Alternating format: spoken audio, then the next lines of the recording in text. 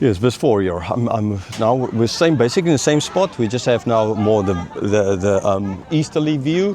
Before was more like a northwesterly view. Now we have a northeasterly view here from basically the same spot. We moved the tripod for 1 meter here, so you get a little bit of a different background as well. And still, the gnats are like totally destroying my legs here. I mean, I think after this I will be full of bites. Today I'm already full of bites. Gnats are evil. I remember there in Siberia as well, the gnats, man, where we lived was quite good, but other places where in the evening you couldn't go out because the gnats will just eat you alive, like gnats is doing it to me at the moment. Okay, but this suffering of me suffering because the gnats are eating me is nothing compared to the suffering that Joseph underwent. And and I'm killing the gnats, right? Or at least a number of them. While I'm teaching, while Joseph never killed his brothers, and they did a lot more evil than the gnats are doing to me. They're just eating a little bit pieces of me, right? It will heal. In Joseph's case, that's a total different thing. So I guess the brothers thought they will be like the gnats when Joseph going to treat them like gnats and destroy them fully now, which they deserved, like I'm doing to the gnats here now. Okay, but he didn't, and he's going to explain now as well why. Verse 4. So Joseph said to his brothers, "Come near to me, please." And they came near. And he said, "I am your brother Joseph, whom you sold into Egypt." Okay, so now he's like saying, come near, right? Because they saw their dismayed, and their reaction was like, we need to get out of here, we need to run, this is the end of our lives kind of idea, right? We are now put in prison here, we're going to be enslaved. So they didn't want to. Now Joseph said, no, come near. He's trying to comfort them. Okay, all will be well, all will be well. Come near to me. And then he said again, right? Again, so they can understand that, okay, he's comforting them. They can kind of give that first little baby step towards Joseph. They don't need to turn around and run. They're like, maybe before this inside, they were like spirits turn around and ran out of that room, right? But now Joseph doing it in this way, and again saying, "I am your brother." In other words, I'm not the Pharaoh or the second in command here who's going to destroy you now. I'm your brother. I'm your brother. And you sold him to Egypt. Yes. He says you sold him into Egypt. Now I can again imagine just, man, the brothers there at that moment. You are the guy he's saying you sold.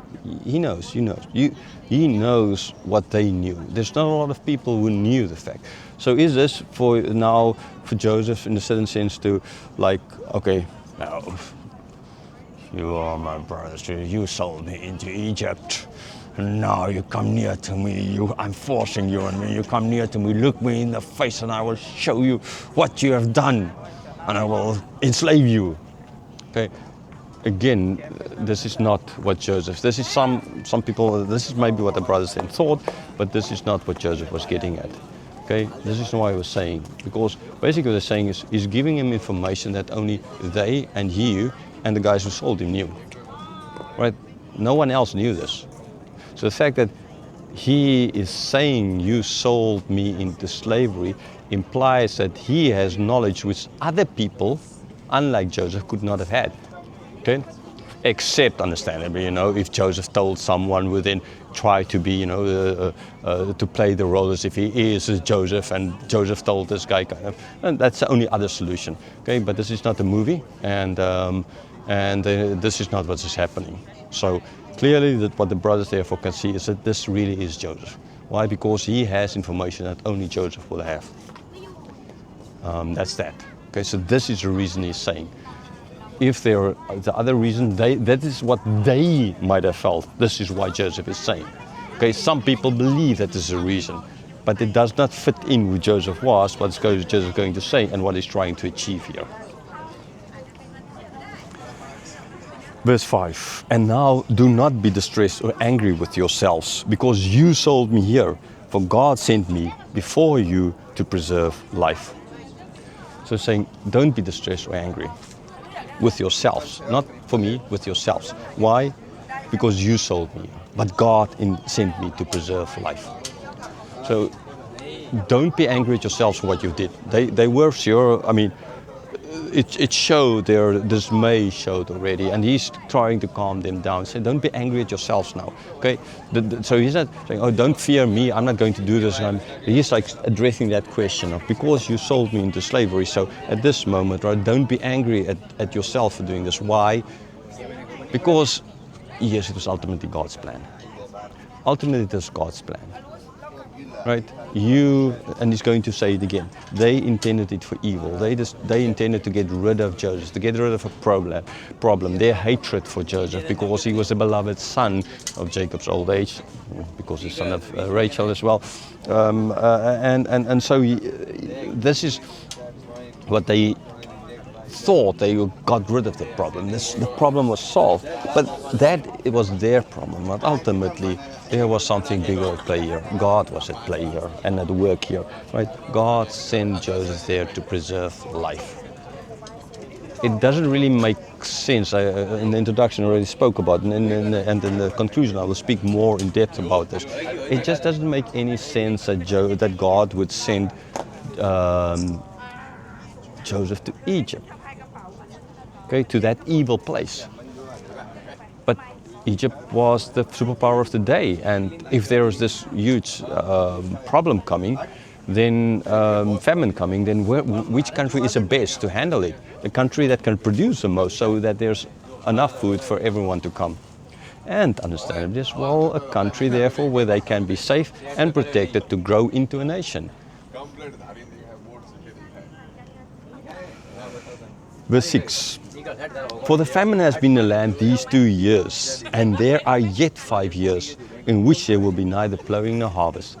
No, so here is saying just that's okay. There's 2 years. Okay, already as well mentioned that they could have thought, it's a year thing or maybe a 2-year thing, right? Famines like these, they don't last that long, right? Normally, kind of. I know growing up on a farm, we always believed in the 7-year cycle, 7 good years, 7 bad years.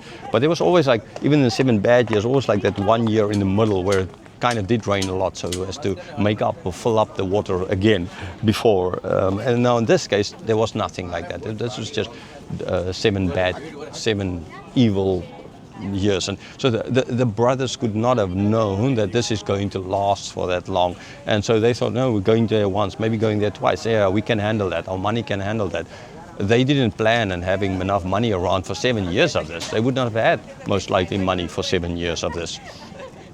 Okay, so Joseph here is saying there's still 5 years left, right? Still 5 years left. Verse 7, and God sent me before you to preserve for you a remnant on earth and to keep alive for you many survivors. Okay, so God sent him, right, to preserve a remnant on earth and to keep alive many survivors. Now the idea of God and remnants, years later on, Elijah is going to say, I'm the only one left. And God says, no, there's 14,000 I kept, right? There's a remnant.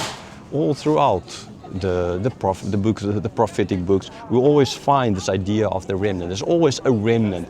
The prophets think it's all gone and dusted.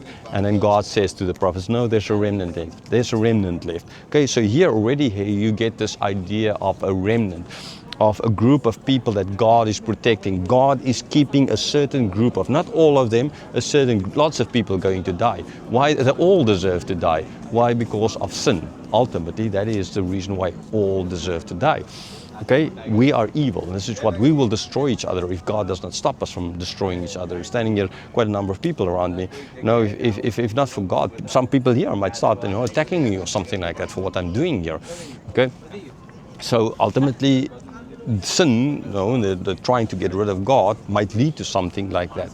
But here I am doing it, and it's not happening. Why? Because God is stopping us. Okay, so you need to understand as well that concept. So it's not to say, oh, God is evil for letting some die. Okay, no, God is loving kindness and gracious towards not having all of them die.